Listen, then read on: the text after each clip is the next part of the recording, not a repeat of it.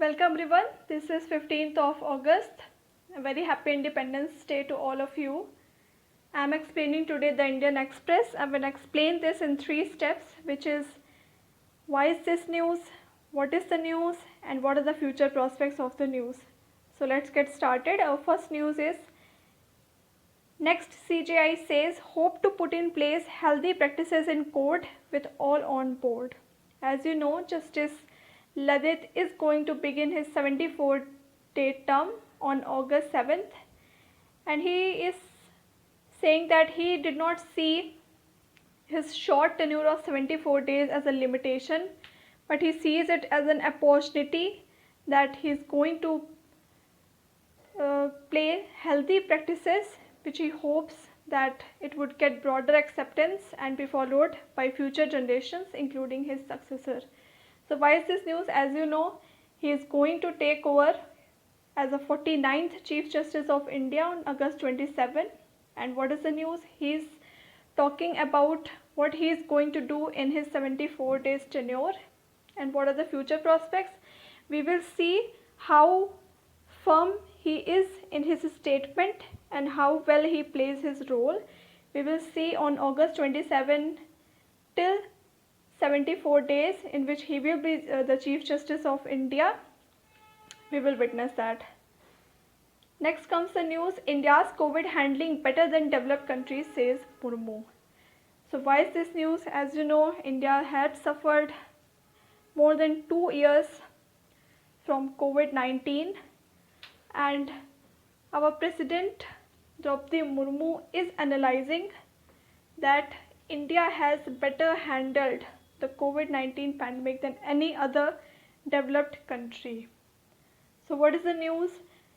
She is saying that this has helped the world discover the true potential of democracy, which is she is talking about India, which is on course to become a self-reliant, and India has emerged from disruptions caused by COVID-19 pandemic, which achievements that are better than those of many developed countries.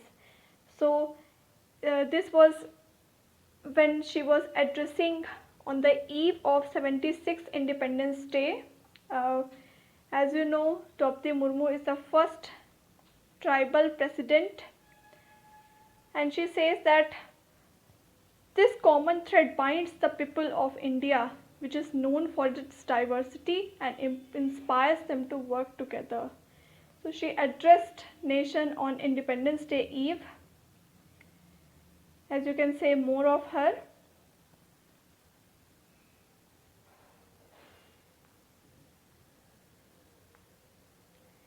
In celebrating Independence Day, we are celebrating our Bharatiyata.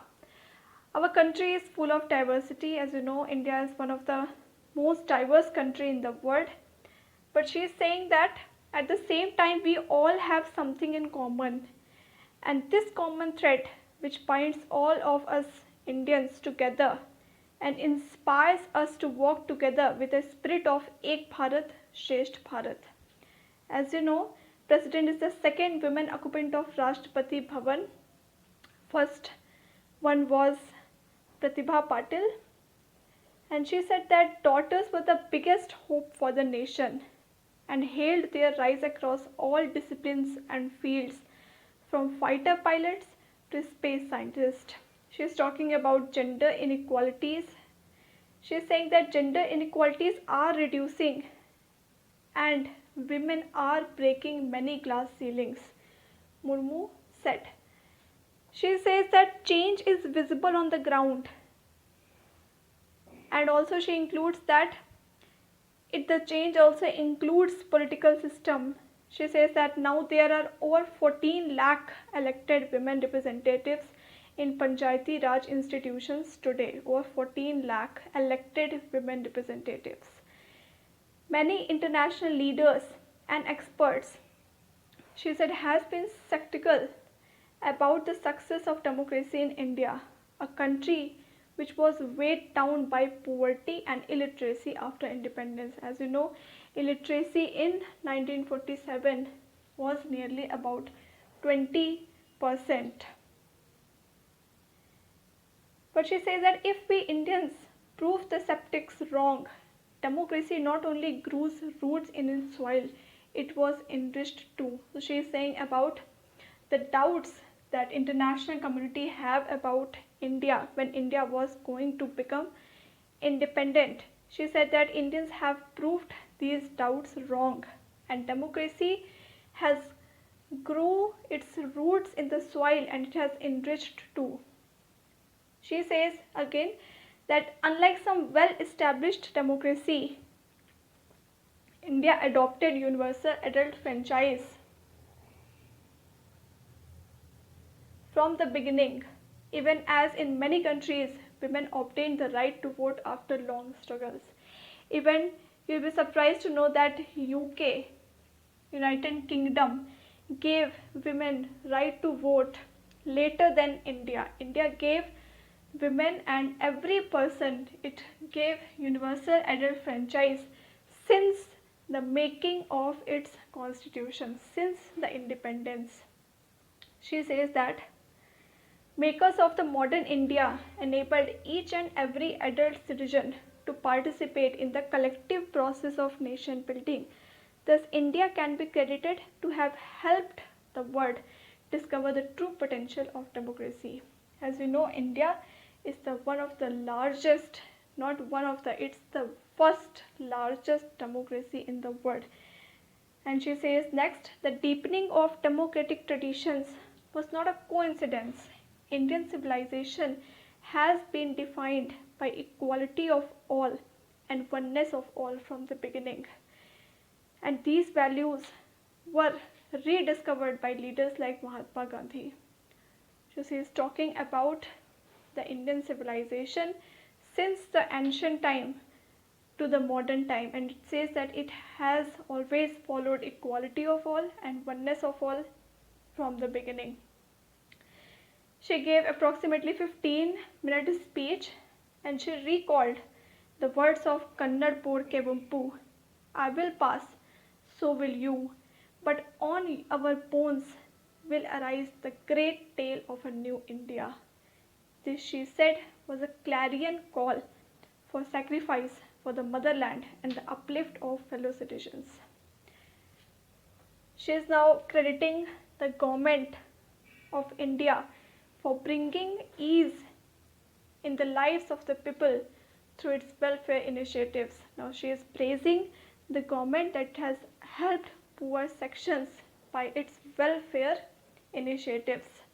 Murmu said that country is witnessing a transformation in healthcare, education, economy as work is being carried out in the spirit of nation first. She said the keyword for India today, what is the keyword? This keyword is compassion for the downtrodden, for the needy, and for those who are on the margins. This feeling of compassion should be there for all these people.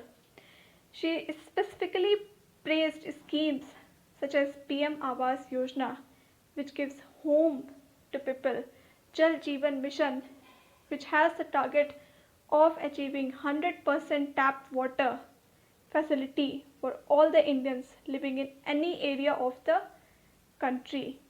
PM Gati Shakti Yojana, that merges, that unifies all the ministry to work in synergy in order to focus better on the work, in order to get work completed in less time and in a better and efficient way.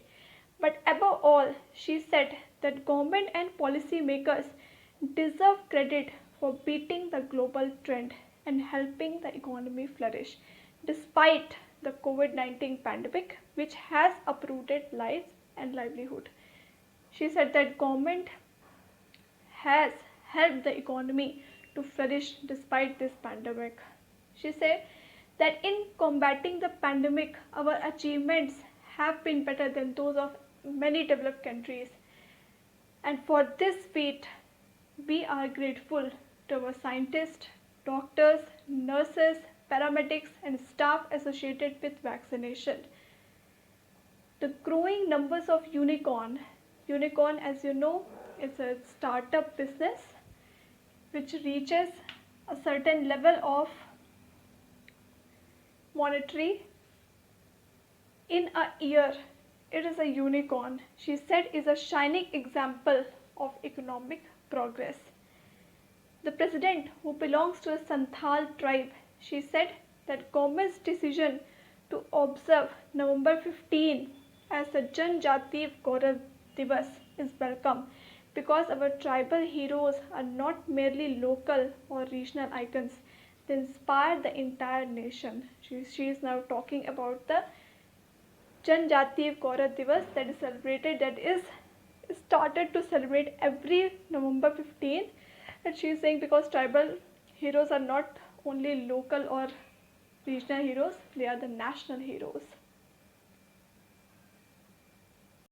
Moving forward, we can see there were a lot of pages of the ads.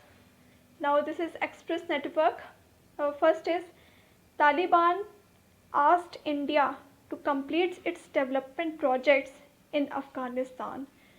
So why is this news? As you know, since the Taliban has captured Afghanistan, India is not getting to start or give its hand towards Taliban, but Taliban is very curious to know whether India is or India wants to have diplomatic relations as it has its relations in the past with the Afghanistan government.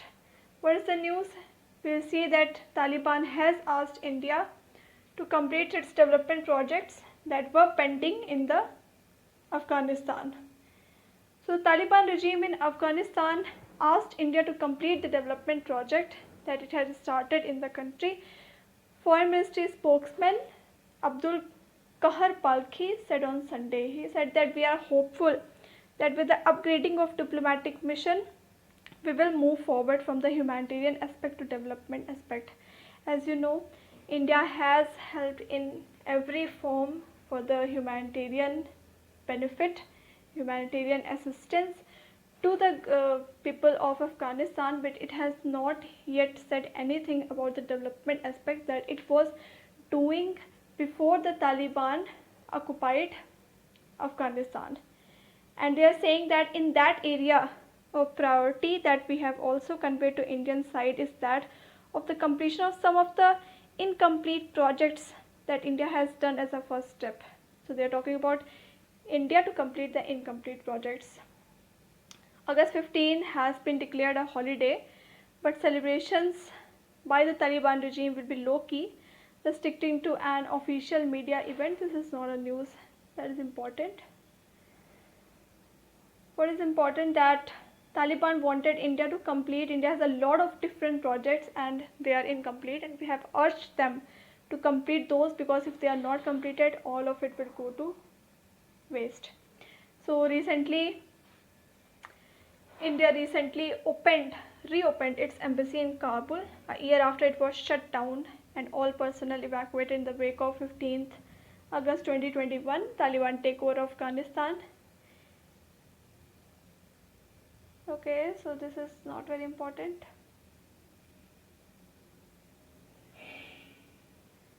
On Saturday, our minister, External Affairs Minister Shankar Singh, has said that India's decision to restart the mission was to help the Afghan people by providing humanitarian and medical assistance, and that India wished to help in the area of vaccine development.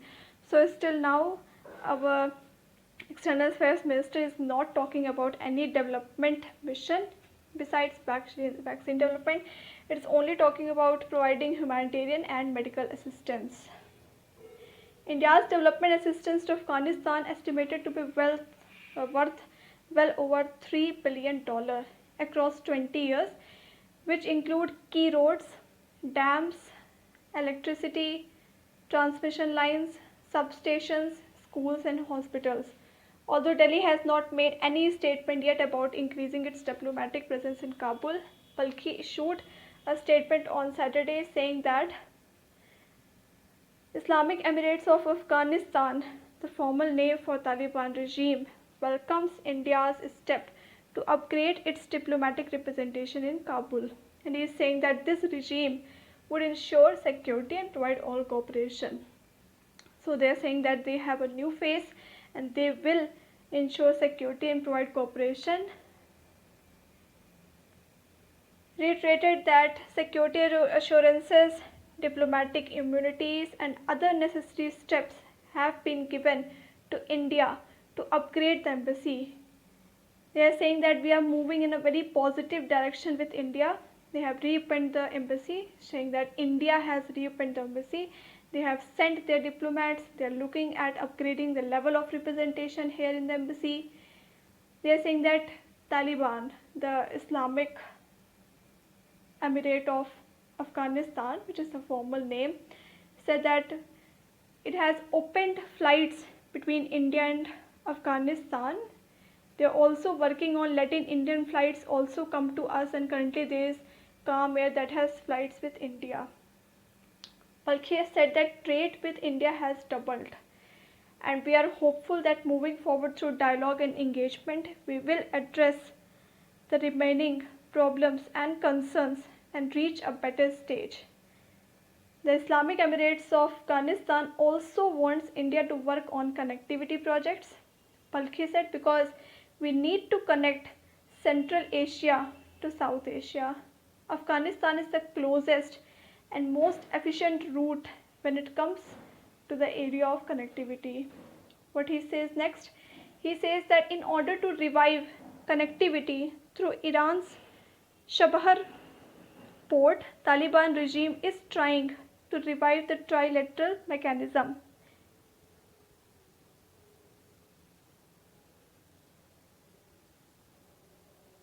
He says next that we have sent our proposal and our messages to the Indian and Iranian sides, and they are open to reviving the Chabahar route. He is also talking about Turkmenistan, Afghanistan, Pakistan, India, Tapi pipeline project. So basically they are talking for development side opening from India. What is the future prospect? We will see whether India will be taking that step towards Afghanistan or not. If India does, it will also look forward to what the international community see, because international community see Taliban as a terrorist group, and if India is doing it first, obviously many questions will be raised toward India, and we will see in the upcoming days what the India is going to reply in this fact. So moving forward, we will see there is also news. India, China must not allow their politics to interfere in internal affairs of neighborhood. So why is this news? This news is about Bhutan and India and China, which is talking about this issue. The Bhutan's former Prime Minister, which is Tshering Tobgay, he is talking that India and China must now allow their politics to interfere in the internal affairs of neighborhood. He said, adding that some countries in the neighborhood and their politicians play the China card to balance and achieve certain political ends within the country. So Tobgay was a Prime Minister of Bhutan from 2013 to 2018. He said that India can and must do more to bring SAARC and BIMSTEC to realize their full potential. This was a conversation with Foreign Secretary Shyam Saran at an event that was organized by Center for Policy Research. Tobgay was candid. He said that some countries and some politicians play the China card. The very terminology China card indicates that these countries are naturally more closer to India. So I think it is talking about Taiwan, and therefore China card is taken almost to balance or to achieve certain political ends within the country. He is saying that India and China must not allow their politics to interfere in the internal affairs of neighborhood. As long as there is interference in the internal affairs in their neighboring countries, he believes that these countries will find it exceedingly difficult to grow. China is going to grow, India is growing. The question is for the neighborhood, those countries that are sandwiched now, we will grow, and for that all countries that have to behave, including the individual countries.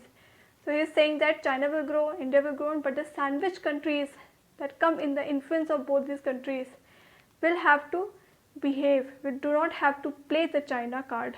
Recalling Prime Minister Narendra Modi's invitation to leaders from SAARC countries for swearing-in ceremony in 2014 and BIMSTEC countries for oath-taking ceremony in 2019, he said that Modi's gesture of goodwill was aimed at bringing together and strengthening all the countries in the neighborhood. So he is praising Mr. Modi and he is saying that his gesture was aimed to bring together and strengthen all the neighborhood countries. The message of uniting and fulfilling SAARC's potential has somehow not been given the urgency and importance it deserves. He said that the message that Mr. Modi gave has not given urgency and importance. We must do more. Like SAARC, BIMSTEC too has a long way to go. Given India's leadership and as the biggest, richest and most powerful country in the region, surely India can and must do more to bring both organizations, SAARC and BIMSTEC, to realize their full potential. What he said about India's role in the neighborhood, he said that he believes that unfortunately many times the people who live in what is perceived to be smaller countries have a chip on our shoulders. So he is talking about the countries that are smaller such as Bhutan, Taiwan, Nepal, Bangladesh, and we tend to feel like a little brother. We don't want to feel that big brother is in the neighborhood. We tend to feel insecure. He said that this insecurity is not good for friendship. So he's talking about the equal partnership, not a big brother, small brother relationship. He's talking that it feels make them insecure for the friendship. That's my view. In Bhutan, we don't have these insecurities, and as a result, we have benefited. We are growing. We are becoming even stronger. So he's saying that Bhutan has never felt like a small brother, but other countries feel like that. So he said that Bhutan does not feel, so they are growing. In the neighborhood, there are countries with 40 million to 200 million populations. They are giants in their own right, and he believes that they can work on equal terms with India. So yes, there are some insecurities. On the one hand, it could be natural. On the other hand, it just could be the politicians. He feels that there can be a natural insecurity as well as the political insecurity that is created by the politicians. He is saying that political leaders fuel the insecurities in their people to meet the political ends. He says next that when I meet people abroad, Indians and Pakistanis get along very well abroad, but when I come back to Bhutan and look at the region, there seems to be almost differences that cannot be reconciled. So he is saying that abroad, India and Pakistan, if any Indians people and a Pakistan person meets, they meet very well, but inside their country there is a political influence, or you can say political insecurity that is created. I think the leadership in all these countries, including the leadership in India, must do more to ensure there is more trust and cooperation. So moving forward to explained page, we will see the first side news is Zaporizhia nuclear plant. As you know, IAEA, International Atomic Energy Agency, has called for this nuclear plant. It has claimed that it wants this plant to be under control. Why this is news? Because this nuclear plant is special since the Russia has invaded Ukraine. As you know, this plant is located in Ukraine but is controlled by Russian troops. And you were surprised to know that it is controlled by Russian troops, but all the workers, all the people who work there are Ukrainian. So this is the issue. This is an active plant, Europe's largest in the Ukraine combat zone, and it is under the control of Russian troops. So this is a site of a plant. Russia has captured this plant. I will tell you only the important news. Important news is that this is an active threat. There is a global alarm for the international community. Moscow has been accused of using the nuclear plant as a shield to fire rockets to target Ukrainian position. As you know, this is a nuclear plant. So Russia is firing from this plant to the Ukraine, to other Ukraine sites, but Ukraine cannot fire towards the Russian troops because one fire and everything is blast. So it is using, Russia is using this plant as a shell because it can attack from the nuclear plant site, but the Ukrainians cannot attack on the this nuclear site. So Russia on the other hand blames Ukraine for shelling near the plant. Threat is that the nuclear disaster remains real, and this is a plant which has active reactors and it has stored nuclear waste. Al Jazeera has reported that more than a reactor core explosion, experts are worried about the damage to systems that cool spent fuel pool and reactors. It's more worried about the cooling system of this nuclear reactor. Report has added that in case of a disaster, the released radiation could hit other parts of Europe. As you know, nuclear radiations are very massive, very large, and has a very long wavelength. So it can hit other parts of Europe. UN Secretary General Antonio Guterres has warned that this situation can lead to a disaster, and International Atomic Energy Agency has been seeking access to the plant and calling for utmost restraint. It is calling to take access of this plant, to take control of this plant so that no such disasters occur in our Europe region. So next news about drought clouds over India. Jharkhand and UP are going through their worst southwest monsoon on record. What is the reason? Ineffective low pressure system over the Bay of Bengal and southward shift of east-west monsoon trough. So as you know, the southwest monsoon completes 3/4 of its 4-month June to September duration, and Uttar Pradesh and Jharkhand are seeing their worst rainy season in 122 years. Farmers are waiting for good rain to begin sowing, but drought is obviously very much in this region. These are the major rice producing state, and if as you know, many farmers are dependent on the rainwater for the production of rices. If the rain do not occur, there could be a serious scarcity of food and water with potential to affect India's kharif production for the year. Worst in recorded history. So monsoon of 2022 has been worst since 1901. This is talking specifically about state, which is not important. We will talk about this rainfall deficit this monsoon. This monsoon season has seen the development of only 3 low pressure systems over the Bay of Bengal. As you know, there are 2 pressure systems. First is Bay of Bengal and second is the Arabian Sea.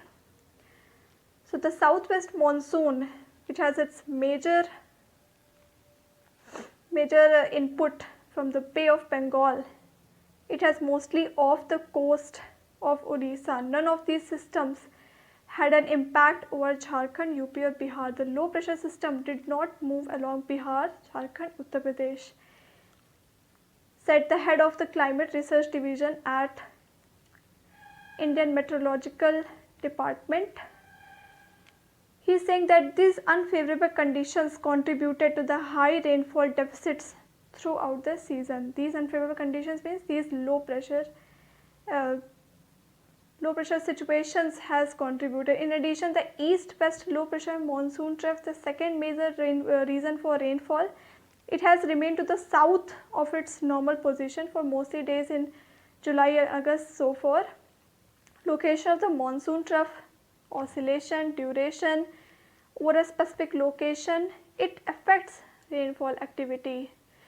What is the location of the trough, how it oscillates, and what is the duration over which it resides in a specific location, it affects rainfall. Thus, when the monsoon trough is located to the south of its normal position, there is active and very much vigorous rainfall over most of the parts of central, which is like Madhya Pradesh area, and peninsular area, which is below it. And when it shifts to north of the normal position or lies along the Himalayan foothills, these regions, which are the northern regions, which is Uttar Pradesh, Bihar, Jharkhand, West Bengal, these north and northeastern states, these benefits. So what is the region, what is the government doing in order to get ahead of this situation? For UP, Indian Meteorological Department's Agriculture Meteorology Division, it has suggested that transplantation of rice should be carried out until 15th August and that short duration varieties should be sown. Expert also advised farmer to cultivate red grams. So it recommends the farmer that it should opt for intercropping and take up short duration right varieties. What is happening in the Jharkhand division has suggested adopting measures to conserve moisture in the soil. No sowing is advised until there is 50 mm to 60 mm of rainfall and sufficient moisture for at least 3 consecutive days. Till there is no rainfall for 3 consecutive days, it should not sow any rice seed. It says that short duration rice, millet, maize and arhar, it can be considered for rest of the season. So what are the future prospects? As you know, this year is a low rainfall year. Although it was considered that it will be a normal monsoon rainfall year, but changes are not yet seen. So government is trying to save the agri season by recommending farmers to opt for other alternative measures. So this is talking about flag code rules for displaying the tricolor. It is talking about who can display flag, what should be size of flag, can flag be worn as a garment, how is flag to be stored, what if you disrespect the flag. You can read this. This is a static news. I will tell you in short. Size of the flag, it is 3:2. What if the flag gets damaged? If a flag gets damaged, should not be soiled. It is only allowed to be burnt. How can flag be worn as a garment? It can be used as a costume or uniform, but it is only worn above waist of a person. It should not be embroidered, printed or cushioned. Can flags be flown on vehicles? Flags cannot be flown on any vehicle except those of President, Vice President, Prime Minister, Governor and other dignitaries. Flag cannot be used to cover the sides, backs and top of any vehicle. Flag should be stored in a way that might soil or damage it. If your flag is damaged, you should destroy it by burning in private, preferably by burning or any method that is consistent with dignity of the flag. If you disrespect the flag, according to Prevention of Insults to National Honor Act, whoever in the public place or in the public view burns, mutilates, defaces, defiles, defigures, destroys, tramples upon or otherwise bring into contempt, whether by words, spoken, written or by acts, Indian national flag should be and shall be punished with imprisonment for a term which may extend to 3 years, or with fine, or with both. So as you know, when Constitutional Assembly adopted the flag of freedom, it was adopted on July 22nd, 1947.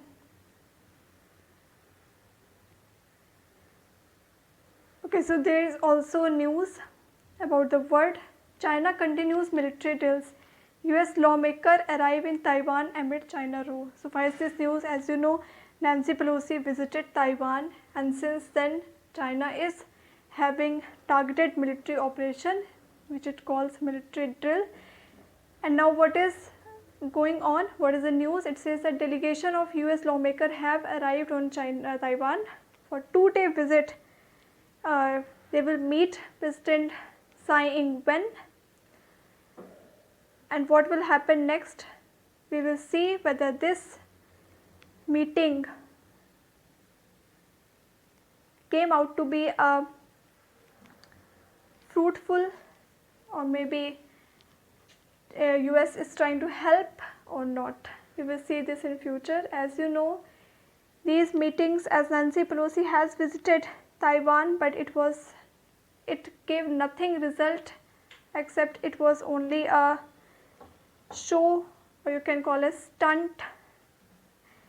It has resulted in nothing fruitful.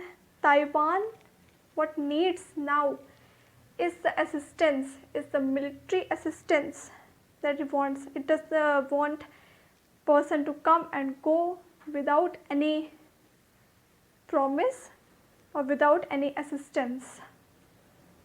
So the Taiwan will only get help when the US helps it with security, it helps it in mutual interest, or it helps it in making them reliant, self-reliant, as well as cooperating them in the fight against China. So this was the news. I will say the news was the newspaper was big today because of so many ads and other things, but I have explained you the main news. The news that were important I have explained. Hope you understand, and once again a very happy Independence Day to all of you.